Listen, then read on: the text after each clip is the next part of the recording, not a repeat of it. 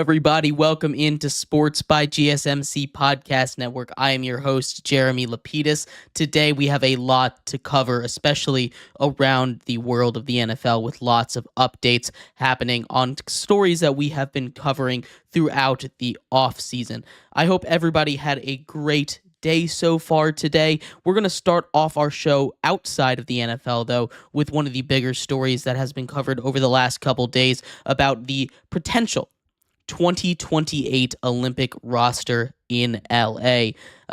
An Olympics that I think for the first time the U.S. might not be favored in basketball for. So we'll talk about that Olympics, see if there's a team we can put together that will be 100% accurate. We're also going to talk about the quarterback injury that happened to the young, promising rookie, JJ McCarthy. He comes out torn meniscus, and we'll talk about the two options he has and how that might affect the Vikings season coming up in 2024. Then we'll do some updates of trade rumors, trade talks around the NFL, including, guess who? Brandon Ayuk, Hassan Reddick, those two guys, as well as some other news from around the world of the NFL. Before closing out our show, finishing out the AFC South, talking about the Houston Texans, talking about their offseason, giving them a grade, talking about their upcoming season, and of course, giving them a record prediction. But before we get into any of that, remember, if you would like to be an even bigger part of the show than you already are, all you need to do is use that super chat option. If you are on YouTube, leave a message with that super chat. It should pop up on the bottom of the screen for you, me, and everybody else around the world to see. If you are not on YouTube and you would like to be, and if you'd like to leave a message as well, all you need to do is go to gsmcpodcast.net. If you have a burning question about sports, anything at all that you would like to ask, go and throw that in the comments or the chat. I will get to it as soon as I possibly can. I appreciate everybody so much for sticking around, talking some sports with me here on a beautiful Tuesday afternoon.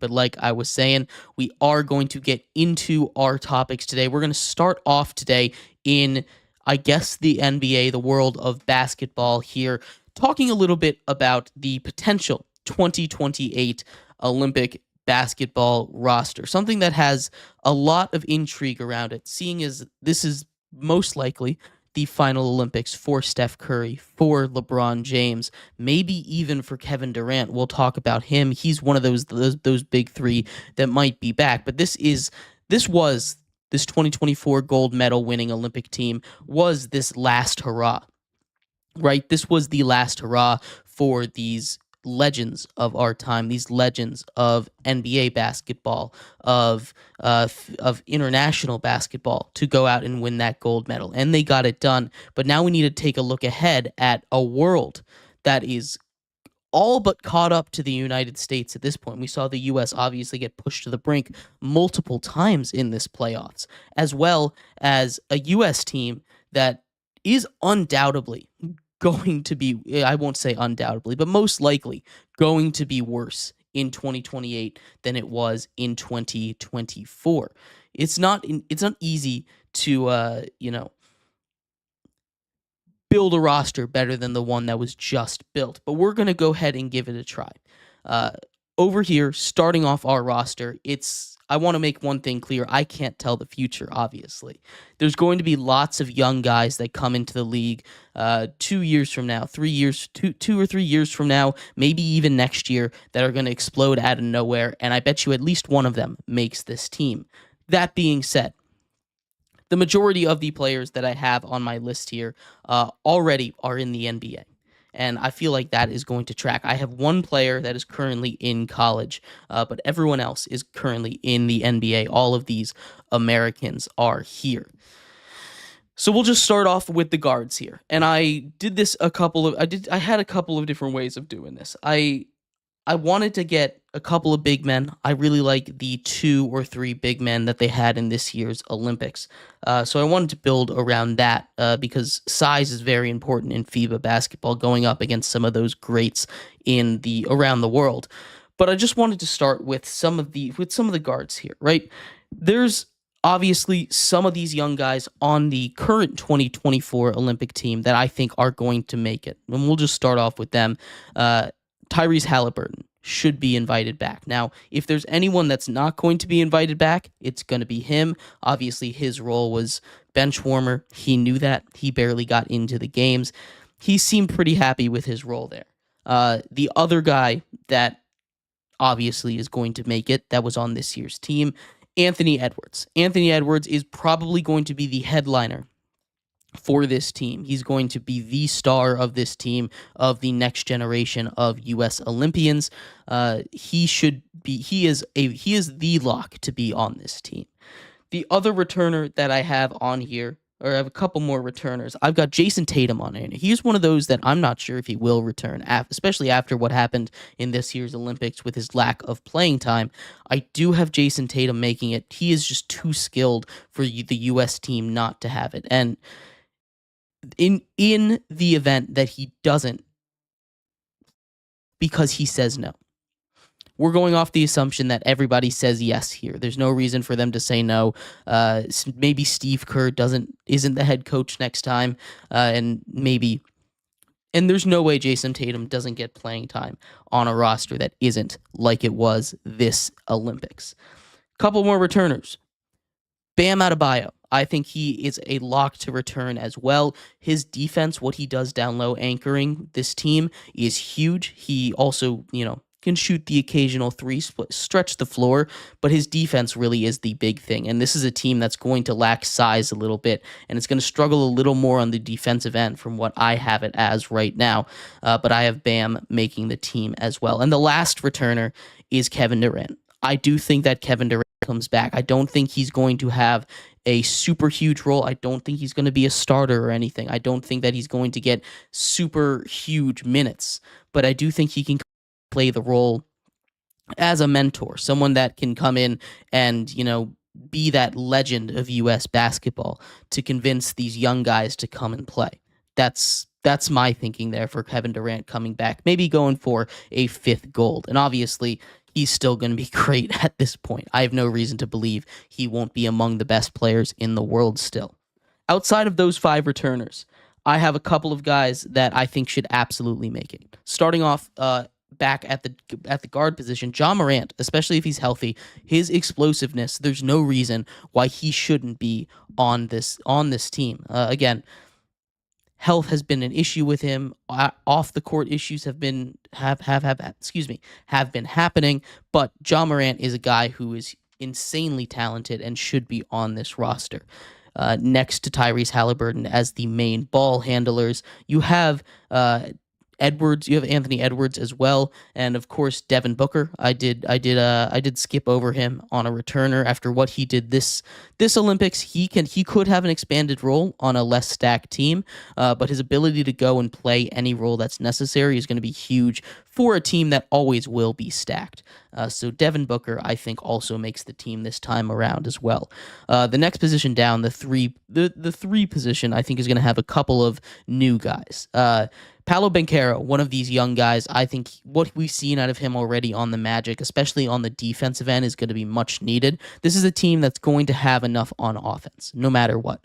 What it's going to need is defense, and I think bringing in a guy like Banchero that can play both ends, shoot the ball well, and be an elite defender on almost all 5 positions is going to be huge. Next to him, another guy that can provide defense, Jaylen Brown. I think he was snubbed from this year's team. I think they invite him back, get that Celtic duo of Tatum and Brown on the court together.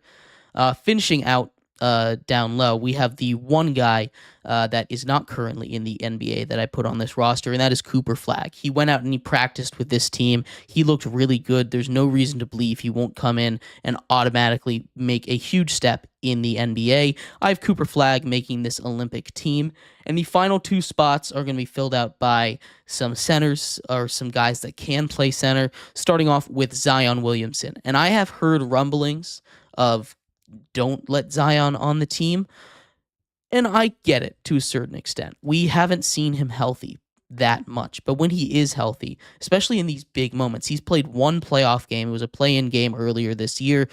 He went off for 40 points. He is a great player. He is one of the best American players in the world if he can stay healthy. And he had all that hype in the draft for a reason. He is on my Olympic roster here. And rounding it out, I've got Chet Holmgren. Huge guy, can anchor the defense down low, stretch the floor on the offensive end, be the anti-Wemby for France, because France is going to be insane. We talk about how good they were this year. Imagine how good they're going to be when Wemby continues to develop. When you have the top 2 picks from this year most likely making into the draft, plus they have a point guard coming up, I believe, in this year's draft, maybe next year's draft, that is going to be on that team who's supposed to be really, really good. This is a French team that might even be favored over the U.S. And I know this isn't the sexiest team in the world, right?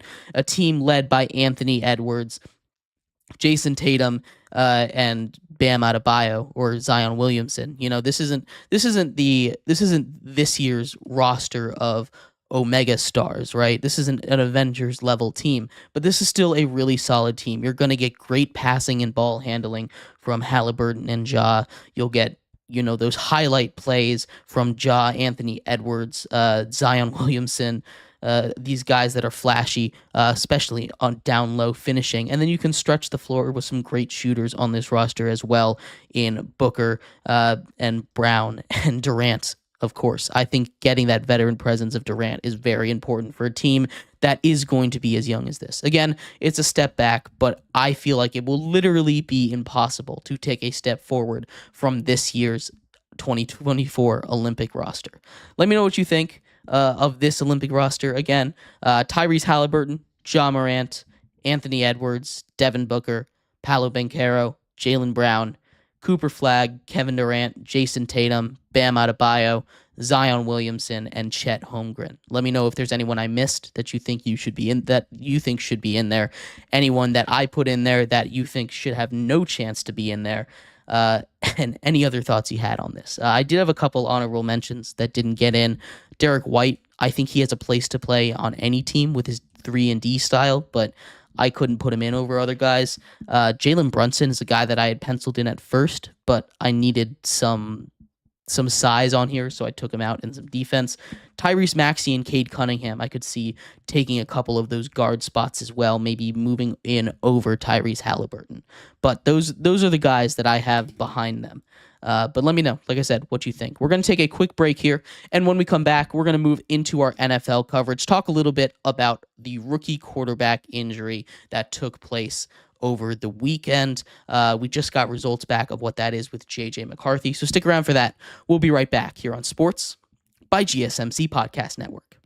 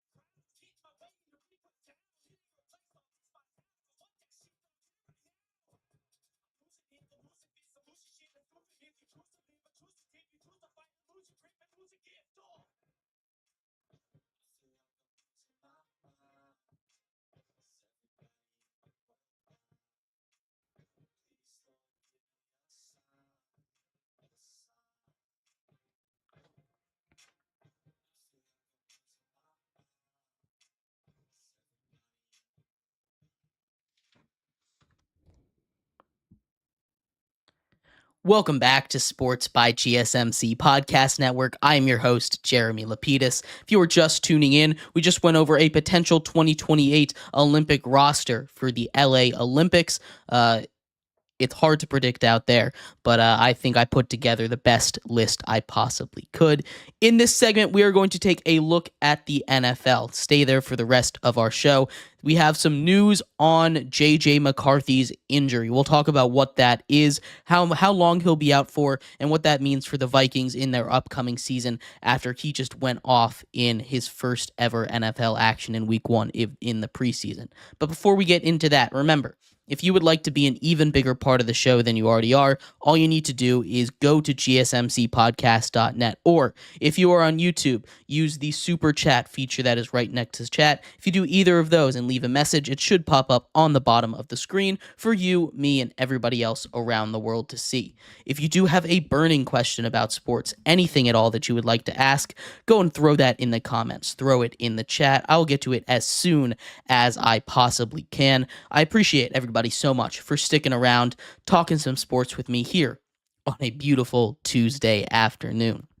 But like I was saying, we are going to get into the NFL here, starting off in Minnesota. JJ McCarthy is one of the more controversial picks of the draft. He kind of flew up draft boards. He ends up going to the Vikings at pick 11. He was the 5th quarterback taken off the board. QB5 kind of feels like a good spot for him, but that's not what we're here to talk about today. After one preseason performance, a good performance for him, I shall say, he looked really, really good in limited action there. He goes down with a knee injury. He has an MRI, and it turns out he tears a meniscus. Now, while this might not affect the Vikings right away because Sam Darnold was still in line to start, it is a tough break because there was a shot if he continued to play like he did in that first week that he would have taken the starting job from the beginning. We don't know what the timetable is for his return. Now, because there are 2 different kinds of surgeries, and doctors and JJ McCarthy and the Vikings haven't announced which one they're going to do. One of them is a 4 to 6 week injury. The other one is a 4 to 6 month injury, basically out for the rest of the season there. And I think that is most likely the one that's going to happen. If you look at the depth chart for the Vikings, Sam Darnold was already ahead of him, and it doesn't make sense for the Vikings to rush back JJ McCarthy if he wasn't part of their original plans. Now, if the plan was for him to come back halfway through the season, at this point, just let him rest. JJ McCarthy, if he's going to work, he needs to be completely healthy because he's not the most mobile guy. And while the Vikings have a good offensive line, they don't have a great offensive line. He has great weapons around him. And I think Sam Darnold in this situation can be really effective. Now, this is going to feel, if he's successful, it's going to be more like a Case Keenum situation than a Kirk Cousins situation, long-term kind of thinking, because there was always going to be a turnover to JJ McCarthy. And it felt like to me, it was always going to be next season. So this gives the Vikings an excuse not to play JJ McCarthy all season. And honestly, I think that's the best thing. Now, it would be even better if he was out there practicing and healthy and got a look at, and got some playing time in practice. But as far as getting him out there in the real games, he will have time. He will be able to show that he deserved to go in that first round. He will be able to come out and say, hey, look at me. I'm JJ McCarthy. I belong in the NFL here. But that's going to have to wait till next season. And I do think at the end of the day, that is beneficial for the Vikings and for JJ McCarthy. He's going to be able to learn this offense better. He's already a smart kid. That's something that, everybody that talked to him at the combine when they did their draft interview said he's very smart. He picks up the offense. He's going to be able to develop with the NFL coaches, get the relationships going. And I do think that this, like I said, is going to benefit him. Learn how to be a pro before becoming a pro. I feel like nowadays a lot of players are rushed into being great. And if they're not great right away, we give up on them. And they don't often get other chances. I think a step back for JJ McCarthy will do him wonders, to be completely honest with you. I think this is a blessing in disguise. Obviously, you never want anything to happen injury-wise, but this gives JJ McCarthy the chance to fully adjust to be a pro, behind Sam Darnold, a guy that has, though limited, had success in the NFL. There were times with the Panthers, the very beginning of his run with the Panthers, where people were looking at him like, oh, did he turn it around? There were limited times with the Jets where he did that. He came into a game with the 49ers last season. He looked pretty solid. This is a team that is stacked enough that they don't need a world beater at quarterback, right? They have Justin Jefferson. They have Jordan Addison. They have TJ Hawkinson. They have Aaron Jones. They have a good offensive line. They have a good offensive-minded coach. This is a team that can survive a lot of different things. And JJ McCarthy going down, I think, is a blessing in disguise for them. That's my thoughts on this. JJ McCarthy, I think, can turn it around. I've been low on him for a long time, but I do think if there's a situation for him to turn it around, it's up there in Minnesota, and not rushing him into a situation when he's not ready, I think is better. Maybe we see him at the end of the year. Maybe he takes that shorter option and he still does come in. But I think at this point, especially with the injuries, it's best to wait a whole season for JJ McCarthy to make his debut. I think that would benefit the Vikings the most. You don't have that QB controversy at all anymore. And I think that's really good for the team to not have a QB controversy. But anyway, let me know what you think of JJ McCarthy, what he should do if both surgeries are an option, the 4 to 6 weeks or the 4 to 6 months option, as well as what you think the future of him is with Vikings. But we're going to take a quick break here, and when we come back, we're going to take a look at some other trade news going around the NFL. 2 stories that we have been covering a lot this offseason we'll do a quick update on, including the main character of the offseason, Brandon Ayuk. More updates on him and Hassan Reddick. So stick around for that. We'll be right back here on Sports by GSMC Podcast Network.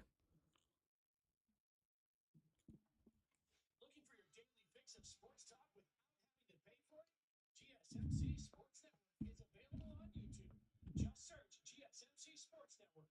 Get your fix of daily sports talk shows on YouTube. Absolutely free. NFL, college football, NBA, MLB, MMA, UFC, fantasy football, and so much more. GSMC Sports Network has shows running all day long, with new sports shows starting every 2 hours. Just like on your favorite cable sports channel, except GSMC Sports Network is absolutely free. Just search GSMC Sports Network on YouTube to catch one of your new favorite shows, like the GSMC College Football Podcast, Chip Shot Football Podcast, Hoops and Heels Women's Sports Podcast, GSMC Basketball Podcast, and so many more. Check it out for yourself. GSMC Sports Network, now available on YouTube absolutely free. Search GSMC Sports Network on YouTube.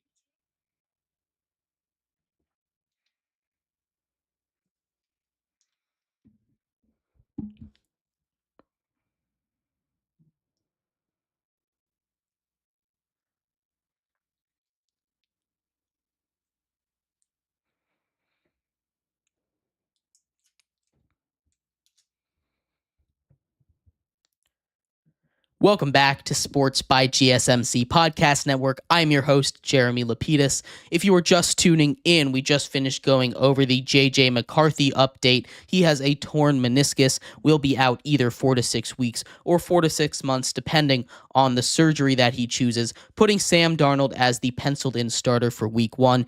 And most likely the entire season. We'll see what that does for the Vikings. I think that actually gives them the most advantageous situation for this season as far as success goes. I don't think it's a long-term solution, but still. We also talked about in the first segment a 2028 possible Olympic men's basketball roster.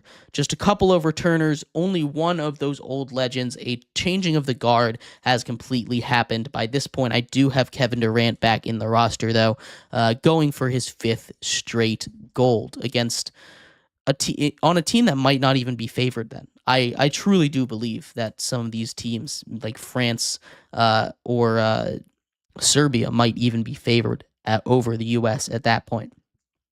But anyway, In this segment here, we're going to continue our trip around the NFL, going over some updated trade rumors. There's been lots and lots of news coming out in the last couple days about players requesting trades, players' trades going through or not going through. Of course, we have to update you on Brandon Ayuk and much more. But before we get into that, remember, if you would like to be an even bigger part of the show than you already are, you need to do is go to gsmcpodcast.net, or if you are on YouTube, use the super chat button right next to the chat feature. If you do that, leave a message. That message should pop up on the bottom of the screen for you, me, and everybody else around the world to see. If you do have a burning question about sports, anything at all that you would like to ask, go and throw that in the comments. Throw it in the chat. I will get to it as soon as I possibly can. Excuse me. I appreciate everybody so much for tuning in, talking some sports with me here on a beautiful Tuesday afternoon. But like I was saying, we are going to get into our next NFL topic here, this time covering some updated NFL trade rumors. Trade rumors going around the NFL here. And we'll start off with the most recent update in the Brandon Ayuk saga.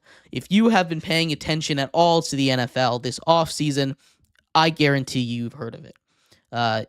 It is to a stalemate at this point. We are in a classic Mexican standoff with Brandon Ayuk, the Steelers and the 49ers. It came out today, just about an hour before we went live, that Brandon Ayuk, the 49ers, and the Steelers all have deals in place with each other. The 49ers and the Steelers have a compensation package put together. We don't know what that compensation package is, or at least I haven't seen what it is. If you know what it is, go and throw it in the comments for me. I'd love to hear more information. The Steelers and Brandon Ayuk reportedly have a deal or are working towards a deal, as well as the 49ers and Brandon Ayuk having a deal, or at least working towards a deal. Reports are if the 49ers have a written out extension for Brandon Ayuk that would keep him in San Francisco in the Bay Area for the long term. So now we're sitting here in a classic Mexican standoff. All three teams are, all three parties, I should say, are here with their ammo and they're ready to go at any moment. This all depends on Brandon Ayuk. And I have never seen a player have this much power over an offseason. And I mean that. I don't know how many times we have talked about Brandon Ayuk here on this show. He has, when I say he's the main character of the offseason, I mean he's the main character of the offseason. We've had plenty of offseason stories. For a little while, it seemed like T. Higgins was going to be the main character here. But no, Brandon Ayuk is the main character. He goes back and forth with his trade requests, with where he's going to go. And now we are sitting here talking. We've successfully narrowed it down to two teams, or at least we think we have. The Steelers are a place that he really seems like he wants to go play for. But I don't know what's taking them so long, if I'm being completely honest with you. From the reports, it seems like the Niners have compensation in place. It seems like Brandon Ayuk and the Steelers are in a good place. I don't know why this hasn't happened. I know there's a standing offer from San Francisco to bring Brandon Ayuk back. But I don't know why, if Brandon Ayuk wants to play for the Niners and he thinks he has a deal in place and the compensation is already done, why this hasn't happened. This is honestly the weirdest story that I've had to cover in my time here, because it just has so many twists and turns. But I will keep you updated with anything we're at. Right now we're at a standstill. We're at a standoff. And I think it's just about 50-50 with where he's going to go. I think maybe leaning a little bit more towards the Steelers, but I'm really curious to see what that trade compensation is. Obviously, the Patriots and the Browns, it involved a wide receiver to help win. Now, I heard, again, not a reported source or anything, just a random comment on a couple of Twitter posts over there. I saw a couple people say it was gonna be Micah Fitzpatrick. That that seems like too much. But we'll see. We'll see what happens in this trade. The other trade that's been going on that we have to keep you updated on is also a weird situation. And it has to do with the Jets and a mismanagement of new asset Hassan Reddick. Hassan Reddick came over to the Jets in a trade this offseason. It just happened. He has yet to play a snap for the New York Jets, and he has already requested a trade. He came over because Philadelphia wasn't going to give him an extension. The Jets trade for him. He was known to be asking for an extension, and apparently there's a handshake agreement there saying, "Hey, come and play, and we will work out an extension with you." Right? We'll take a look. He comes over and he's already holding out right immediately. The Jets gave up a conditional third that could turn into a second-round pick for Hassan Reddick, and now it doesn't seem like the Jets are going to pay Hassan Reddick. And he's requested a trade. Now, the Jets' response to this is to say what it was in less words from Joe Douglas. No, we're not going to trade you. What do you think we're doing? You think we're actually going to trade you after we just traded for you? No, that's to paraphrase what he has just said. He said it a lot more eloquently and in a couple more paragraphs than I just did there. But the long and short of it is, again, we're at another standstill. They said they were going to fine him as much as the CBA allows him to. They said they expected to see him back at camp and go and hang out and play with his teammates. But they're not going to trade him. It's a messy situation. Do I expect Hassan Reddick to hold out for this entire year just to get a contract? No, we've seen how that fails. I expect him to go and play, be angry, and use that to get a massive contract. He's been one of the top 3 pass rushers by sack numbers in the last 4 or 5 seasons. He has 50 sacks over the last 4 years. That, I believe, is second in the league, which is insane how great of a pass rusher he has been. It's a great weapon to have for the Jets, and we just finished covering them. If Hassan Reddick isn't there, that pass rush gets immensely weaker. Now, that's still a great defense, regardless of a weaker pass rush. They still have probably the best secondary in the league, some of the best linebacker core in the league. And with Aaron Rodgers at quarterback, the offense should be stabilized, should be at the very least fine, which if it was that last year, they probably make the playoffs because of how good the defense was. Nothing's a guarantee in football, but I don't expect anything to happen with Hassan Reddick. I expect Hassan Reddick to hold out as long as he can. I don't think he's going to get a deal. He's going to test free agency, and sometimes that works, sometimes it doesn't. He's definitely not coming back to the Jets, though. This is a one and done. He's not happy here, and it's just kind of dumb. That's how I describe that. That's the only word I can use to describe this situation, because if you're Joe Douglas and the Jets, right, you say, oh, we want Hassan Reddick. Hassan Reddick is unhappy. Philadelphia is not going to give him a contract, and we would like him on our team. You know this information when you trade for him, and yet having no intention to extend him, you think it's going to be just fine. I don't think, or I hope that Joe Douglas doesn't think that he's holding out for a new contract just because he was with the Eagles. I really hope he doesn't. He doesn't think the Jets are the reason the Jets are the reason that he is going to play, because it's the New York Jets, because it's a New York market, because it's not the Eagles. I think that's ridiculous, and I think he should have seen this coming from about a million miles away.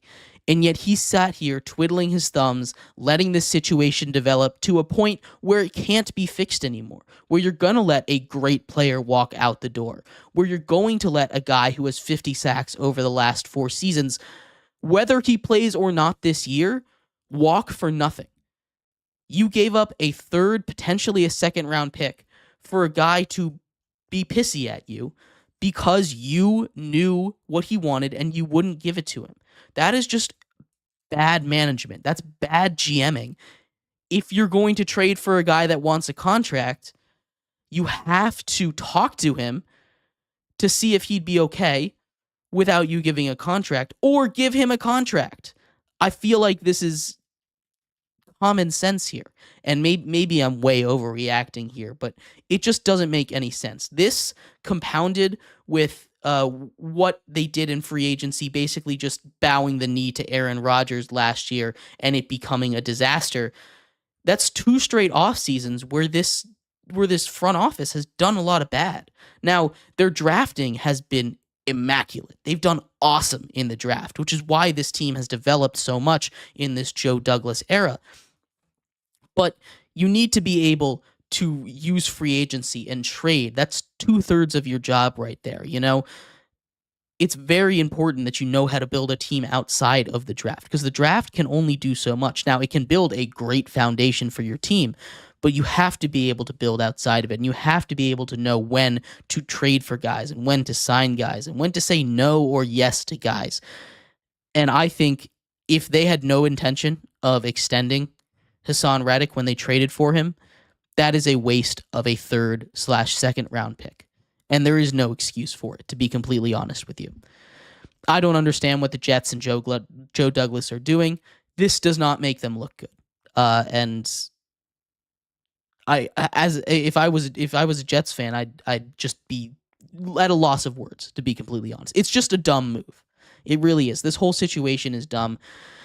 But anyway, let me know what your thoughts are on what Brandon Ayuk should do. 49ers or Steelers. I think he should stay with the Steelers because that gives him the best chance of winning. But but it seems like he has a little more momentum to the Steelers right now, as well as what the Jets should do with Hassan Reddick. I think they should pay him. But anyway, let me know what your thoughts are. We're going to take a quick break here. When we come back, we're going to finish off our show talking about the Houston Texans. We're continuing our series covering every single NFL team, giving them a record prediction as well as an offseason grade. So we're going to give that offseason grade to the Houston Texans coming up next. Stick around for that. We'll be right back here on Sports by GSMC Podcast Network.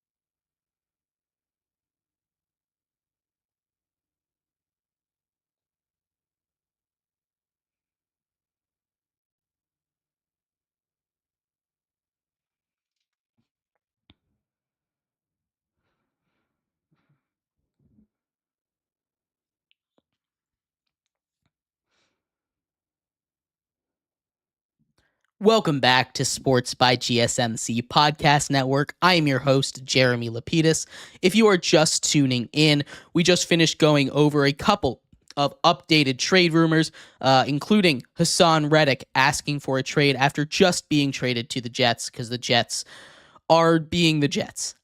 We talked about the update to the Brandon Ayuk situation, a never-ending story of crazy twists and turns there for him. We also talked about JJ McCarthy, his situation with the injury, probably keeping him out all season, whether or not he stays healthy for it or not. And we talked about a potential 2028 U.S. basketball team and what it might look like. All of that is back earlier in the episode. We are going to finish off our show in these next 2 segments talking about the Houston Texans, continuing our series of covering every single NFL team. Today, we are finishing up the AFC South, talking about the defending AFC South champions, the Houston Texans. We're going to give them an off-season grade in this segment. But before we do, remember, if you would like to be an even bigger part of the show than you already are, all you need to do is go and hit that super chat button. If you are here on YouTube, that button is right next to the chat option. If you are not on YouTube, you can go to gsmcpodcast.net, leave a message. That message should pop up on the bottom of the screen for you, me, and everybody else around the world to see. If you do have a burning question about sports, anything at all that you would like to ask, go and throw that in the comments, throw it in the chat. I will get to it as soon as I possibly can. I appreciate everybody so much for sticking around, talking some sports with me here on a beautiful Tuesday afternoon. But like I was saying, we are going to finish off our show here talking a little bit about the Houston Texans. The Houston Texans offseason didn't need to be too big. They hit everything last offseason. Everything that they possibly could have wanted. They hit it out of the park. CJ Stroud has maybe the best rookie quarterback season in the history of the NFL. DeMeco Ryans looks like a rising star at head coach. You have Will Anderson Jr. win Defensive Rookie of the Year, the second year in a row that a team has both the Offensive and Defensive Rookie of the Year, doing what the Jets were able to do just 2 years ago. This is an incredible turnaround for a team. Obviously, winning a playoff game last season after being in the basement, being the laughingstock of the league, turning it around on a dime like that is insane, and it's not something that's easy to replicate. The question is, was it a fluke? Now, I'm not going to sit here and tell you. I'm not going to string you along. I don't think CJ Stroud is a fluke. The question is the rest of the team a fluke? They played a very easy schedule last year, one of the easiest in the NFL. And throughout this entire AFC South discussion that we've done on Thursday, Friday, Monday, and today, going over all of the AFC South teams, there's been a theme. The schedule is harder this year. There's always the talk about a sophomore slump with a lot of guys, and we see it sometimes. And I don't expect CJ Stroud to throw for 4,000 yards, 23 touchdowns and 3 interceptions again, or whatever he did last season, leading the league in touchdown interception ratio and passing, like only 2 quarterbacks have ever done before, Tom Brady and Joe Montana, which is elite company to be in. He's going to be great. The question is the rest of the team going to be able to develop with him? And I think the Texans did a good job swinging big this offseason.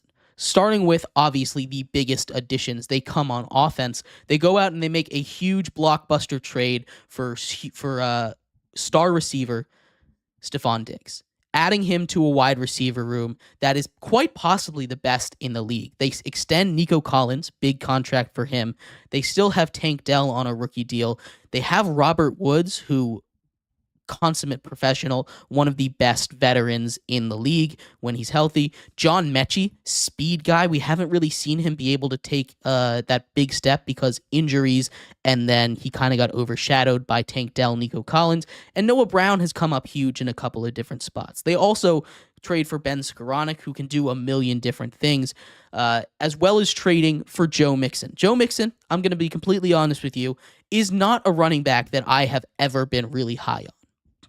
That being said, I think it absolutely is an upgrade from Devin Singletary.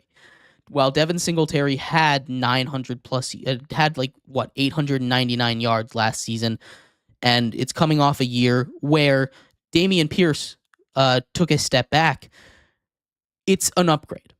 I still don't like Joe Mixon. I don't like him that much in the offense. They give him a new 3-year deal, taking him through his age 31 season. So it's not the worst thing, and it's not super expensive. The most head-scratching move of this offseason also came from the Texans, though. And it goes along with this huge blockbuster trade of adding Stephon Diggs.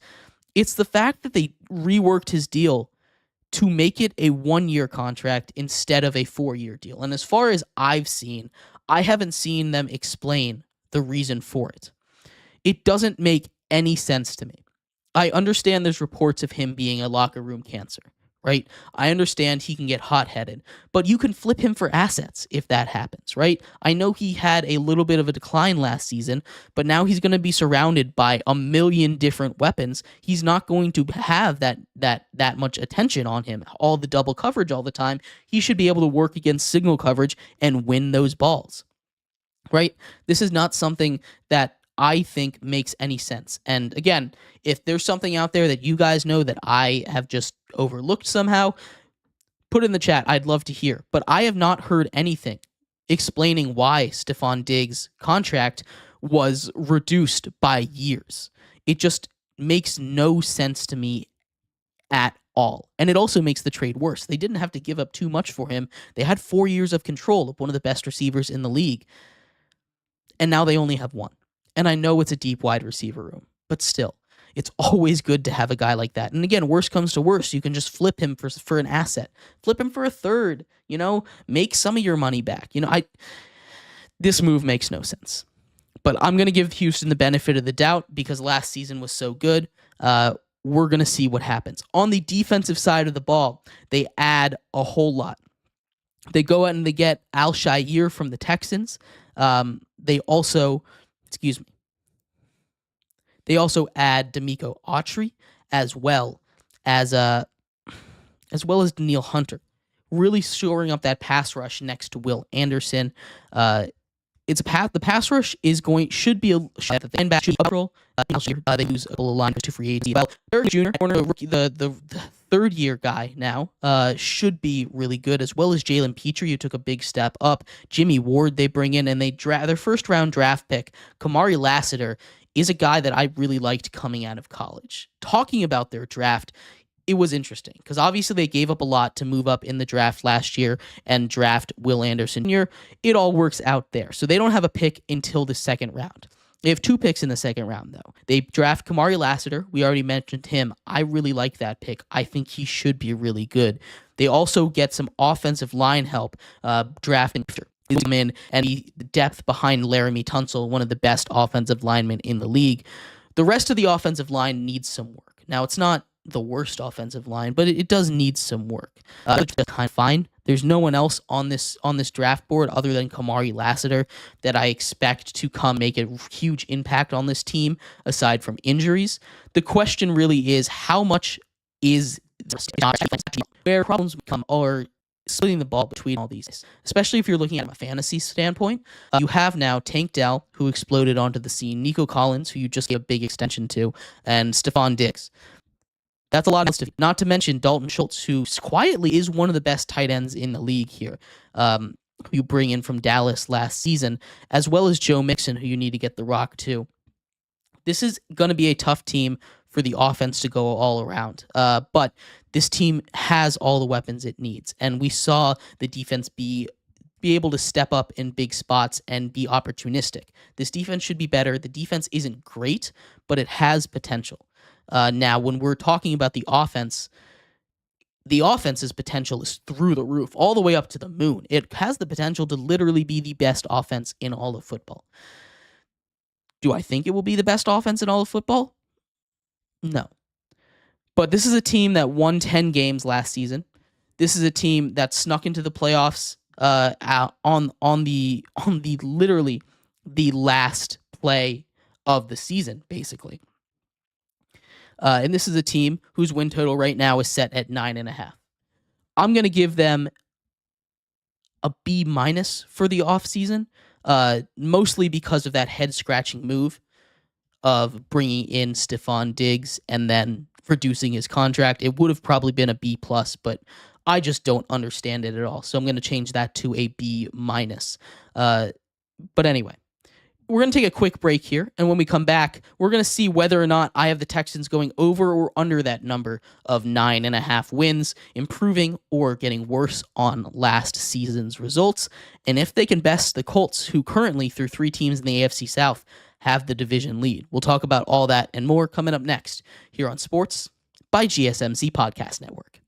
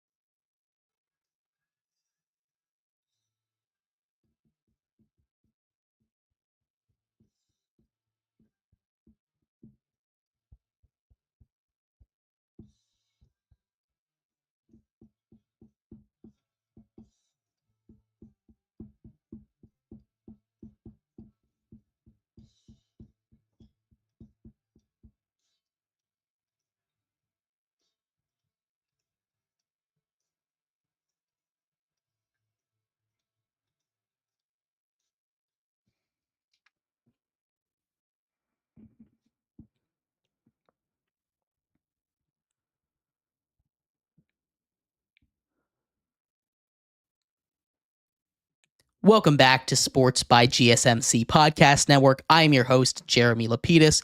If you are just tuning in, we just finished talking about the Texans offseason. I gave them a B-, mostly because of a head-scratching decision to take 3 years off of the Stephon Diggs contract. In this segment, we're going to see whether or not they go over the projected 9.5 wins set by Vegas, and if they can take the division for the second year in a row. We'll also go over the AFC South standings, as this is the fourth and final team that we have to cover in the AFC South. Football's right around the corner, guys. We're almost done with this. But before we get into that, remember, if you would like to be an even bigger part of the show than you already are, all you need to do is go to gsmcpodcast.net. Or if you are on YouTube, do the super chat feature. If you do either of those, a message should pop up on the bottom of the screen for you, me, and everybody else around the world to see.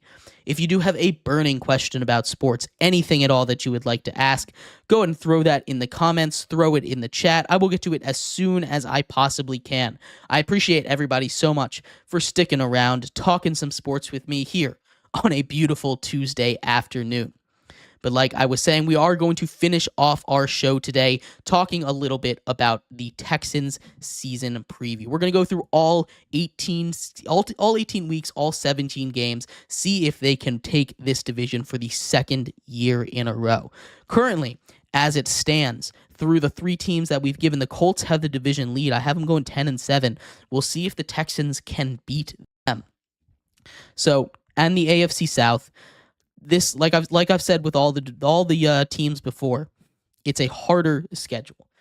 The Texans also, along with playing a tougher schedule, have to play a first place schedule now, which puts them against teams like the Chiefs and the Bengals. This is going to be not as easy of a year. Again, they won 10 games last season, and I do think they improved this offseason, but it was marginal improvements, so we'll see how much of a difference this makes. Week 1 of the 2024-2025 NFL season, CJ Stroud and the Texans take on the Colts. This is a rematch in Lucas Oil of the game that sent the Texans to the playoffs last year. Heartbreaking game for the Colts. I think the Colts get their revenge in week 1. The Texans fall to 0-1. Week 2, they get the next coming of the quarterback in Caleb Williams at home. Home opener, CJ Stroud versus Caleb Williams should be a star-studded game after what we saw in week 1 of the preseason with Caleb Williams. I'm going to give this game to the Texans. The Texans improve to 1-1 on the year. Week 3, on the road against the Vikings, the Sam Darnold-led Vikings, as JJ McCarthy, we talked about earlier today, goes down with a torn meniscus. I think the Texans take care of business, win this one, although I do think this won't be as easy as some people think. They improve to 2-1 on the year. Week 4, taking on the Jacksonville Jaguars at home. Trevor Lawrence, the $55 million man, loses this game. The Texans win, improve to 3-1. That's 3 straight victories for the Texans. Another huge test for them. They take on Josh Allen and the Bills. But you know what type of game this is? This is a revenge game. This is a Stephon Diggs revenge game, and I think he's going to go off. The Texans win this game. Stephon Diggs goes for 5 touchdowns and 400 yards. I'm kidding about that. But the Texans do win this game. They improve to 4-1 on the year. And then they get a little bit of a 1-week break before going back against playoff teams. They take on the Patriots in Foxborough. That team's a mess right now. The Texans take care of business, improve to 5-1. Week 7 against the Packers up in Lambeau. This should be a really good game. Potential Super Bowl matchup, maybe? Possibly? We'll talk about our Super Bowl picks later, but the Texans win this game up in Lambeau, improve to 6-1. That is now a 6-game winning streak for the Texans. This is a really good Texans team. I don't know what to tell you. Week 8 against the Colts once again. This time it is this time it is on the road. Week 1 is at home. I do think that the Colts take care of business and that winning streak. The Colts are the only team so far to take care of business against the Texans. They fall to 6-2 through 8 weeks. And that's where we stand at the halfway point. 6-2 on the season. Bye week is a little ways down the line. there is a tough rest of the year. Again, like I said, it's not easy. They get the Jets, the Lions, the Cowboys, the Dolphins, the Chiefs, the Ravens, all down the stretch. That is not an easy schedule. That is a lot of playoff teams to go up against, but they're in a good spot. They're 6-2.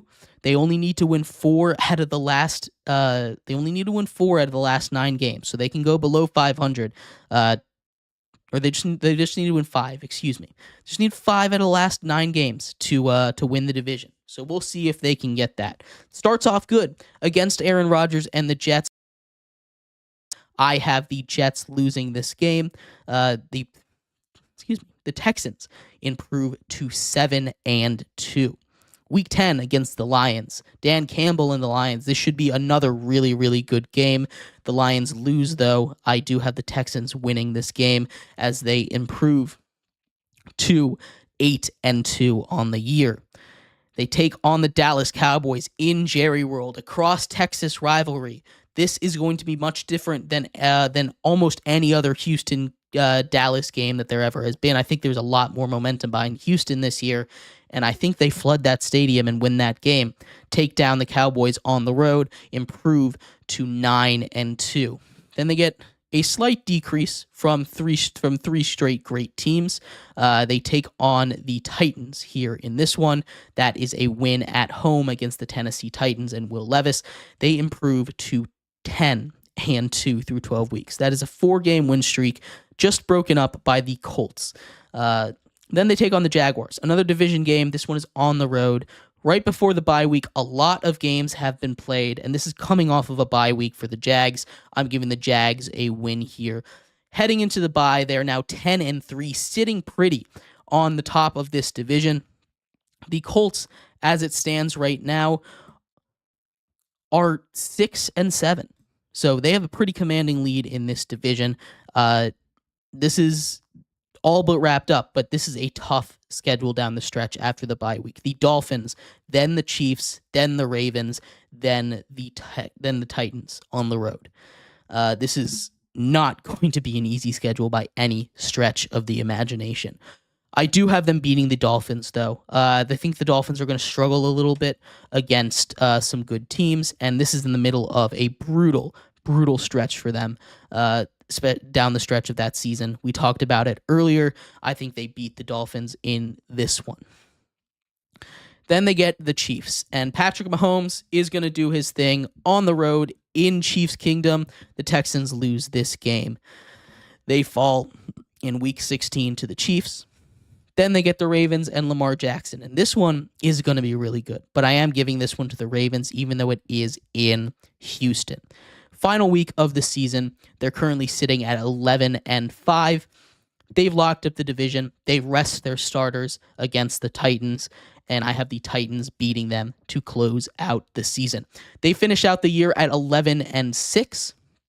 It's not quite good enough to be the 1 seed in the AFC, but it might be good enough for the 2 seed based on the entire AFC South standings. I teased this battle between the Colts and the Texans while we were going through all of this.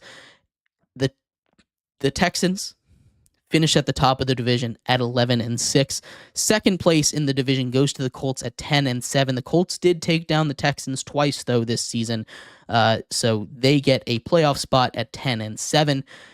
Then we get to the 2 that didn't make it. We have the Jaguars finishing at 7-10 on the year, and the Titans at 4-13. This is going to be a much harder schedule for the AFC South, but I do have the Texans and the Colts advancing to the playoffs. Let me know what you think of anything I said about the Texans or the AFC South. I'd love to hear your comments or anything else you thought of while during the show.